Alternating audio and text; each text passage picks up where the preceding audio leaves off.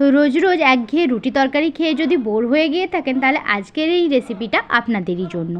খুব সহজে আর খুব কম উপকরণ ব্যবহার করে কিভাবে চটজলদির মধ্যে এত সুন্দর একটি জলখাবার আপনারা তৈরি করে নিতে পারবেন, তাও মাত্র কয়েকটা উপকরণ ব্যবহার করে, তারই একটি সহজ সিম্পল রেসিপি নিয়ে আজকে আমি হাজির হয়েছি। নমস্কার বন্ধুরা, আমি ঝিনুকের রান্নাঘরে আপনাদের সবাইকে স্বাগত। আজ আমি আপনাদের সাথে শেয়ার করব সুজি দিয়ে কিভাবে চটজলদির মধ্যে আপনারা এরকম সুন্দর একটা হেলদি ব্রেকফাস্ট তৈরি করে নিতে পারবেন, যেটা বাচ্চাদের টিফিন থেকে শুরু করে অফিসের টিফিন যে কোনো ক্ষেত্রেই কিন্তু আপনারা পরিবেশন করতে পারবেন। তাহলে চলুন বন্ধুরা, দেরি না করে এই সহজ সিম্পল আর স্বাস্থ্যকর রেসিপিটা শুরু করা যাক। এই জলখাবারের রেসিপিটা বানানোর জন্য সবার প্রথমে একটি মিক্সিং বলে আমি দিয়ে দিচ্ছি 250 গ্রাম পরিমাণের সুজি। আপনারা পরিমাপটা কম বেশি করে নিতে পারেন। দিয়ে দিচ্ছি ওই একই কাপ মেপে 1 কাপ পরিমাণে জল। এখন মিক্সির ঢাকাটা বন্ধ করে একটা স্মুথ পেস্ট আমি এখানে তৈরি করে নিয়েছি। এই পেস্টটাকে এবারে একটি পাত্রের মধ্যে ঢেলে দেব। তার জন্য একটি মিক্সিং বোল নিয়ে আমি সমস্ত পেস্টটা এর মধ্যে ঢেলে দিচ্ছি। আর দিয়ে দিচ্ছি ওই মিক্সি ধোয়া কিছুটা পরিমাণে জলটা এখানে একটু বেশি পরিমাণেই ব্যবহার হয়, সেটা আমি পরে বলে দিচ্ছি ঠিক কতটা পরিমাণে জল লাগে। একটা চামচের সাহায্যে সমস্ত কিছু খুব ভালো করে মিশিয়ে নিচ্ছি।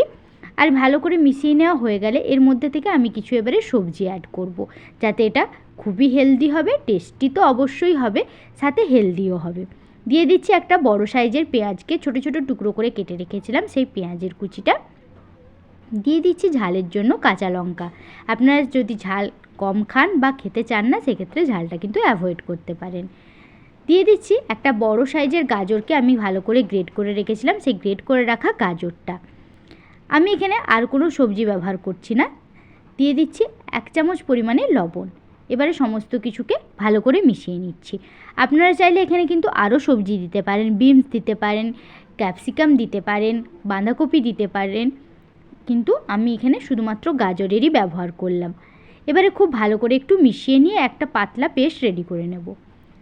অপরদিকে ওভেনের মধ্যে একটি তাওয়া বসিয়ে নিয়েছি। আমি এখানে ননস্টিকের তাওয়া ব্যবহার করছি। তাওয়াটার উপরে খুব ভালো করে একটু তেল ব্রাশ করে নিতে হবে। এমনিতেই ননস্টিক, কিন্তু তাওয়ার মধ্যে আর একটু তেল ব্রাশ করে নিলে কিন্তু খুব সহজেই এই জলখাবারগুলো বানানোর পর ওঠাতে সুবিধে হয়। ভালো করে তাওয়ার তেল ব্রাশ করে নিয়ে খুব হাই হিটে তাওয়াটা গরম করে নেব। এখন যে পেস্টটা আমি তৈরি করে রেখেছিলাম, সেই পেস্টটা থেকে 1 কাপ পরিমাণে পেস্ট আমি এখানে নিয়ে নিচ্ছি। তাওয়াটা হাই হিটে গরম করে নেওয়ার পর কিন্তু আমি একদম লো ফ্লেমে দিয়ে দিয়েছি।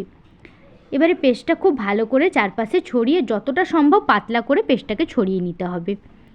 দেখুন খুব পাতলা করে ছড়িয়ে নিয়েছি। আবারও তাওয়াটা উঠিয়ে নিয়ে চারিদিকে খুব ভালো করে মেলে নিচ্ছি, যাতে একদম পাতলা হয় আর চটজলদির মধ্যে তৈরিও হয়ে যায়। যখন দেখবেন ওপরের অংশটা এরকম শুকনো হয়ে এসছে, কিছুটা পরিমাণে তেল ব্রাশ করে নিলাম।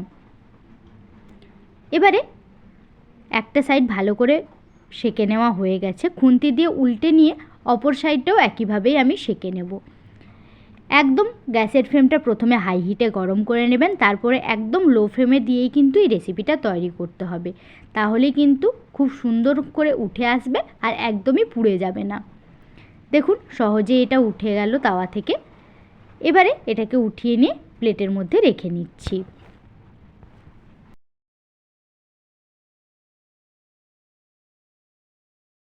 আবারও একইভাবে আমি আরেকটা করে দেখাচ্ছি। কিছুটা পরিমাণে তেল ব্রাশ করে নিয়ে দিয়ে দিচ্ছি করে রাখা পেস্টটা।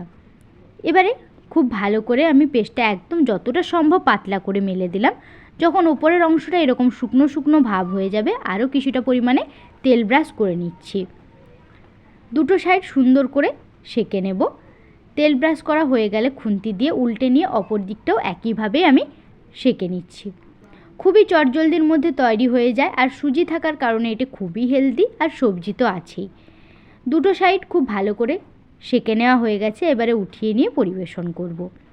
আপনারা চাইলে এটা তরকারি দিয়েও সার্ভ করতে পারেন, কিংবা নর্মাল সস দিয়েও এটা খেতে পারেন। দুটোতেই কিন্তু খুবই দুর্দান্ত লাগে খেতে।